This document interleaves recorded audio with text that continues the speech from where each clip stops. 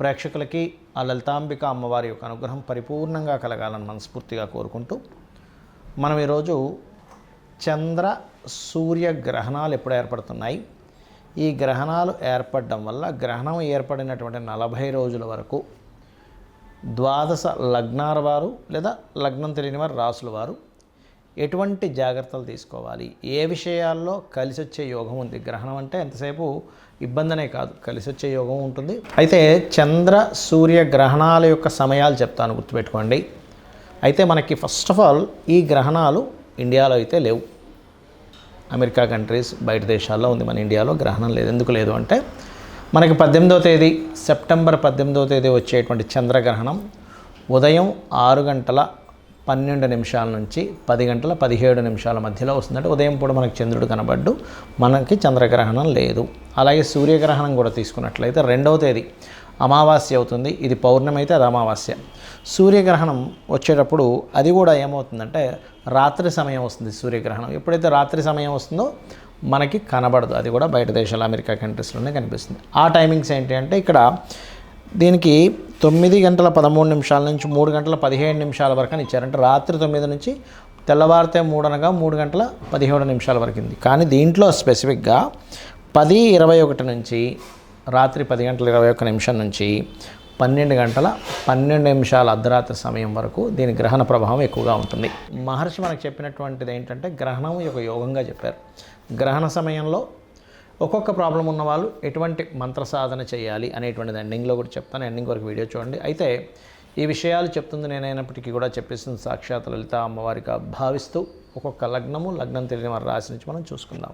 సింహ లగ్నము లేదా సింహరాశి, లగ్నం తెలిస్తే లగ్నం నుంచి, రాశి తెలిస్తే రాశి నుంచి చూసుకోండి. ఈ గ్రహణ ప్రభావం వేటి మీద పడుతుంది. ముఖ్యంగా చూసుకున్నట్లయితే అష్టమ స్థానంలో, సింహం నుంచి అష్టమ స్థానంలో 18వ తేదీ చంద్రగ్రహణం జరుగుతుంది. మరి అష్టమ స్థానంలో చంద్రగ్రహణం మంచిదేనా అంటే ఏమి ఇబ్బంది ఉండదు, మంచిదే. కాకపోతే మీరు మరి తీసుకోవాల్సిన జాగ్రత్త ఏమిటి అంటే పూర్వీకుల ఆస్తులకు సంబంధించిన విషయంలో తొందరపాటు నిర్ణయాలు అసలు తీసుకోకండి. Point number 1. రెండవది ఏమిటి అంటే ఇక్కడ ఈ యొక్క అష్టమ స్థానంలో జరుగుతుంది కాబట్టి వాహనాల మీద వెళ్ళేటప్పుడు ఎక్కువ స్పీడ్గా వెళ్ళకూడదు. అష్టమం అనేటువంటిది ఏంటంటే కాస్త యాక్సిడెంట్ ప్రోన్స్ని ఇచ్చేది, ఏదో అప్రమత్తంగా నడిపించడం వల్ల చిన్న డ్యామేజ్ అవ్వడం ఇట్లాంటివి ఇస్తూ ఉంటుంది. రైట్.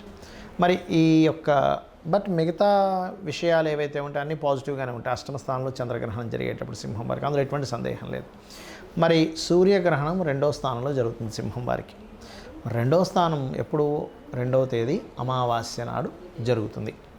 ఈ 2వ తేదీ ఎప్పుడైతే సూర్యగ్రహణం ధనస్థానంలో జరుగుతుందో మీరు తండ్రి తరపు బంధువర్గం వారికి, గవర్నమెంట్ వ్యక్తులకి, గవర్నమెంట్ రిలేటెడ్ సంబంధించిన కాంట్రాక్ట్కి సంబంధించిన విషయాలకి, ఆదివారాలు, మనీ సంబంధించినటువంటి విషయాల్లో చాలా కేర్గా ఉండాలి, గుర్తుపెట్టుకోండి. ఎప్పటి వరకు? సూర్యగ్రహణమైన 40 రోజుల వరకు పర్టికులర్గా. మరి దీనికి పరిహారం ఏమిటి? మరి ఇప్పుడు బయట ఉన్నటువంటి పరిస్థితులు ఏంటంటే ఇంకా ఏదో ప్రళయాలు రాబోతున్నాయి. ఇది ఎంతవరకు నిజము అంటే మనం ఆల్రెడీ 9-10 నెలల క్రితమే ఈ యొక్క జల ప్రళయాలు, ఎందుకంటే రాహు మీన రాశిలోకి వెళ్తున్నాడు కాబట్టి జల ప్రళయాలు రాబోతున్నాయి. అది కాకుండా క్రోధినామ సంవత్సరం కాబట్టి కాస్త గొడవలు గందరగోళాలు కూడా ఉంటాయని చెప్పుకున్నాం ఆల్రెడీ. అందరూ చెప్పారు, నేనే కాదు చాలామంది చెప్పారు. అయితే ఈ జలప్రలయాల యొక్క ప్రభావం ఈ గ్రహణంతో ఏమవుతుందంటే, ఈ గ్రహణం ముందు నుంచే స్టార్ట్ అవుతాయి, ఇవన్నీ గ్రహణం వచ్చేదాకా అక్కర్లేదు. రకరకాల దేశాల్లో కూడా ఎక్కువ వర్షపాతం నమోదవడము, జలప్రలయాలు రావడం జరుగుతూ ఉంటుంది. మరి దీంతో పాటు ఇక్కడ రవి యొక్క స్థితి తులలోకి వెళ్తూ, వృశ్చికంలోకి వెళ్తూ, కన్యలో కేతుతో కనెక్ట్ అయ్యి గ్రహణం ఏర్పడినందుకు నాట్ ఓన్లీ ఇండియా, ప్రపంచ దేశాల్లో కూడా కొంతవరకు అధికారులపై లేదా రాజకీయ నాయకులపై, ప్రెసిడెంట్లపై, సీఎంలపై, పిఎంలపై తెలియని ఒక వ్యతిరేకత భావం ఏర్పడుతుంది. అలాగే మరొక విషయం ఏంటంటే మరి మీరు ఎక్కువగా సింహం వారు ఎక్కువగా ఏ మంత్ర సాధన చేస్తే చాలా మంచిది? దత్తాత్రేయుడిని ఎక్కువగా చేయండి. దత్తాత్రేయుడు లేదా అమ్మవారిది ఎక్కువగా చేయండి. జయ గురుదత్త, శ్రీ గురుదత్త లేదా దిగంబర శ్రీ పాదవల్లభ దిగంబర అనే నామస్మరణ చేయండి, అనే విధాలా బాగుంటుంది. ఇక్కడ చాలామందికి చాలా ప్రశ్నలు ఉన్నాయి. మరి ఇక్కడ ఇండియాలో లేదు కదా, ఇండియాలో ఉండేవాళ్ళు జాగ్రత్తలు పాటించాలా? ఒకటి గుర్తుపెట్టుకోండి, గ్రహణం అనేటువంటిది మహర్షి మనకి ఒక యోగంగా చెప్పాడు. సో ఎప్పుడైతే యోగంగా చెప్పాడో గ్రహణం అనేటువంటిది మహర్షి, దీన్ని మనం అర్థం చేసుకోవాల్సింది ఏంటంటే, గ్రహణ సమయంలో మనం మంత్ర సాధన చేసినట్లయితే ఒక 3 సంవత్సరాల పాటు చేసినటువంటి జప ఫలితం వస్తుంది మనకి. ఎందుకు? ఒకసారి చేస్తే 1000 సార్లు చేసిన ఫలితం, లేదా పునశ్చరణ చేసినటువంటి ఫలితం. కాబట్టి మొట్టమొదటిగా జపం చేయడానికి ట్రై చేయండి. ఆ సమయంలో మనకి ఇండియాలో లేకపోయినా ఖగోళంలో మనకు ఆ కాంబినేషన్ వచ్చింది కాబట్టి జప ఫలితం ఖచ్చితంగా వస్తుంది. ఒకటి.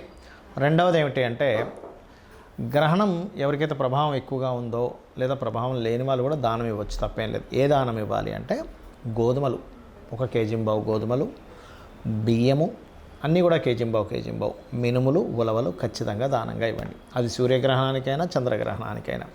దాంతోపాటు రవి చంద్ర ప్రతిమలు ఇవ్వండి. నాగపడిగ ఉన్నటువంటిది ఉంటుంది, అమ్ముతారు మనకి పూజా సామాగ్రి స్టోర్స్లో. ఆ నాగపడిగ ఒక ఇత్తడికి సంబంధించినటువంటిది ఒక చిన్న గిన్నె లాంటిది తీసుకొని దాంట్లో నెయ్యి పెట్టి, ఇంకా మీకు వీలైతే కొన్ని పప్పులు కూడా ఇవ్వచ్చు, తప్పేం కాదు. వీటిని ప్రధానంగా మీరు గ్రహణం రోజు కానీ తర్వాత రోజు కానీ మీరు మీకు దగ్గరలో ఉండే ఆలయంలో ఉండే పురోహితుడికి మంత్రసహితంగా ఇవ్వాలి. అంటే గ్రహణ దోష నివారణార్థం అని చెప్పి వాళ్ళు తీసుకుంటారు, ఏదో అక్కడ పెట్టేసి వెళ్ళండి అంటే అలాంటివి పనిచేయవు, గుర్తుపెట్టుకోండి. అదేవిధంగా కొన్ని ప్రదేశాల్లో టెంపుల్స్ ఉండవు, మరి అప్పుడు ఏం చేయాలి? రవి చంద్ర రాహుకేతువుకు సంబంధించిన స్తోత్ర పఠనం చేసుకోవచ్చు. లేదా ఓం సూర్యాయ నమః, ఓం చంద్రాయ నమః, ఓం రాహవే నమః, ఓం కేతవే నమః అని కూడా చేసుకోవచ్చు, అందులో ఎటువంటి సందేహం లేదు. అయితే ఇక్కడ కొంతమందికి స్పెసిఫిక్గా కొన్ని ప్రాబ్లమ్స్ ఉంటాయి. అంటే అలాగా అప్పులు ఎక్కువగా ఉన్నాయి, కన్నా రాశి లగ్నం ఏమీ తెలియదండి, ఆ సమయంలో నేనేం చేయాలి? సూర్యగ్రహణం ఆ చంద్రగ్రహణ సమయంలో అనుకున్నప్పుడు ఓం అపర్ణాయై నమః అనే మంత్రాన్ని త్రికరణ శుద్ధిగా మంత్రం మీదే ధ్యాస పెట్టి మంత్రాన్ని ఆస్వాదిస్తూ చేయండి. ఖచ్చితంగా మీకు ఉండేటువంటి అప్పుల బాధలు, మీకు కొత్త అవకాశాలు వచ్చి ధనం అభివృద్ధి పెరిగి అప్పులు తీరుతాయి. నాకు అప్పులు లేవు కానీ ధనాభివృద్ధి కావాలండి అంటారు కొంతమంది. అలాంటి వారు చాలా నామాలు ఉన్నాయి, లలిత సహస్రనామాల్లో 2 చెప్తాను చూడండి. ఓం సంపత్కరీ సమారూఢ సింధుర వ్రజసేవితాయై నమః. అదేవిధంగా ఓం ధర్మాధ్యక్ష ధనాధ్యక్ష ధనధాన్య వివర్ధినియై నమః. ఈ 2 చేసుకోవచ్చు. ఉద్యోగం రావట్లేదు, దీనికి కూడా చాలా ఉన్నాయి కానీ 2 చెప్తాను. ఏమిటంటే అవి ఓం శ్రీమాత శ్రీ మహారాజ్ఞి శ్రీమత్ సింహాసనేశ్వర్యై నమః, ఓం మాణిక్య మకుటాకార జానుద్వయ విరాజితాయై నమః. ఈ 2ట్లో ఏది చేసుకున్నా మీకు ఉద్యోగ ప్రాప్తి కలుగుతుంది. మరి అనారోగ్య సమస్యలు ఉన్నాయండి, క్రీం అచ్యుతానంత గోవింద లేదా ఓం సర్వవ్యాధి ప్రశమని సర్వమృత్యు నివారిణి అగ్రగణ్య అచింత్య రూప కలికల్మషనాశిని. దీనికి లలిత సహస్రనామాల్లో ఒక లైన్ చదివి మళ్ళీ ఈ మంత్రం పెట్టి మళ్ళీ ఒక లైన్ చదివి అలా కూడా చేస్తారు. అంటే అలాగా ఓం శ్రీమాత శ్రీ మహారాజ్ఞి శ్రీమత్ సింహాసనేశ్వరి సర్వవ్యాధి ప్రశమని సర్వమృత్యు నివారిణి శ్రగ్ని, అలా అంటే ఒకసారి ఒక లైన్ చదువుతారు, మళ్ళీ మధ్యలో ఇది పెడతారు, మళ్ళీ అలా దాన్ని సంపుటీకరణ అంటారు. అలా చేస్తే కూడా చక్కటి ఫలితాలు వస్తాయి. అదేవిధంగా మరి కొంతమందికి మానసికంగా ఇబ్బందులు కానీ లేకపోతే పని మధ్యలో ఆగిపోతూ ఉంటుంది. అలాంటప్పుడు అంటే సగంలో ఆగిపోయిందండి, సగం పనే ఆగిపోయింది అంటూ ఉంటారు, అన్నీ సగమే అవుతుంటాయి వాళ్ళ లైఫ్లో. అలాంటి వారు ఓం అష్టమీ చంద్ర విభ్రాజ దళిక స్థల శోభితాయై నమః. ఇది చేసుకోవచ్చు హ్యాపీగా. ఇలాగా 1 కాదు 2 కాదు. కొంతమంది మనసు బాగోదు అసలు, ఓం మనస్వినియై నమః. వివాహం అవ్వట్లేదండి, చాలామందికి ఇవాళ రేపు వివాహం అవ్వట్లేదు. అలాంటి వారు ఓం కామేశబద్ధ మాంగళ్య సూత్ర శోభిత కందరాయై నమః. లేదండి వివాహం అయింది కానీ మా ఇద్దరి మధ్యన సరైనటువంటి సామరస్యం లేదు, ఎప్పుడు గొడవలు, విడిపోతామేమో అని అనిపిస్తుంది, మాటిమాటికి చికాకులుగా ఉంది, మా ఇద్దరి మధ్య పెళ్ళైన రోజు నుంచి ఇబ్బంది ఉంది అనుకునేటువంటి వారు సింపుల్గా ఏం లేదు, ఓం శివకామేశ్వరాంకస్త శివా స్వాధీన వల్లభాయై నమః చేసుకోవాలి. మరి ప్రతి పని ఆటంకాలు అవుతుంది, నాకు భగవంతుడు అనుగ్రహం లేదేమో, ప్రతిసారి నాకు ఏదో ఒక ఆటంకం అవుతుంది అన్నప్పుడు ఓం గణేశాయ నమః చేసుకోవచ్చు. లేదా ఓం కామేశ్వర ముఖాలోక కల్పిత శ్రీ గణేశ్వర, ఈ నామం చేయడం వల్ల గణపతి యొక్క అనుగ్రహము, అమ్మవారి యొక్క అనుగ్రహము మరియు ఆ పరమేశ్వరుడి యొక్క అనుగ్రహం కూడా కలుగుతుంది. ఇలాగా మనం ఒక్కొక్క దానికి ఒక్కొక్కటి చూడ్డానికి నామాలే కానీ చాలా గొప్పగా పనిచేస్తాయి. ఇవి ఒకటే కాకుండా శ్రీమాత్రే నమః చేసుకోండి. ఎంత నోరు తిరగదండి, శ్రీమాత్రే నమః శ్రీమాత్రే నమః అని మనసులో చేసుకోండి. మనసులో దాన్ని ఎలా అంటే ఇక్కడ ధ్యాస పెట్టి ఆ మంత్రం ఇక్కడ నుంచి పలుకుతున్నట్టుగా చేయాలి. అలా కాదండి నాకు విష్ణు అంటే ఇష్టం అంటారా, ఓం నమో నారాయణాయ చేసుకోవచ్చు. లేదండి నాకు వెంకటేశ్వర స్వామి అంటే ఇష్టం అంటారా, ఓం నమో వెంకటేశాయ చేసుకోవచ్చు.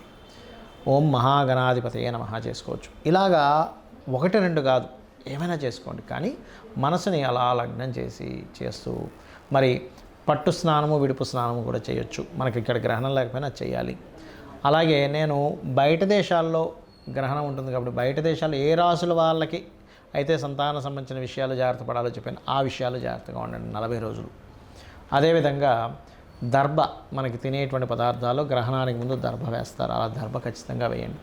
ఇవి గనక పాటించినట్లయితే గ్రహణం అనేటువంటి దాన్ని ఒక యోగంగా భావిస్తూ మీరు చేసినటువంటి మంత్రము ఒకసారి చేస్తే 1000 సార్లు చేసిన ఫలితం రావడం వల్ల మీ పాపకర్మ దగ్ధమవుతుంది. అయితే ఒక్కటి గుర్తుపెట్టుకోండి, జపం చేసేటప్పుడు ఖచ్చితంగా పంచె కట్టుకోండి. షార్ట్స్ మీదో ప్యాంట్ల మీదో చేయకండి. అలా కుట్టిన వస్త్రం కట్టుకోవడం వల్ల అది దిగంబరంగా చేసినటువంటి ఫలితం వస్తుంది. కాబట్టి దయచేసి ఇది పాటించండి.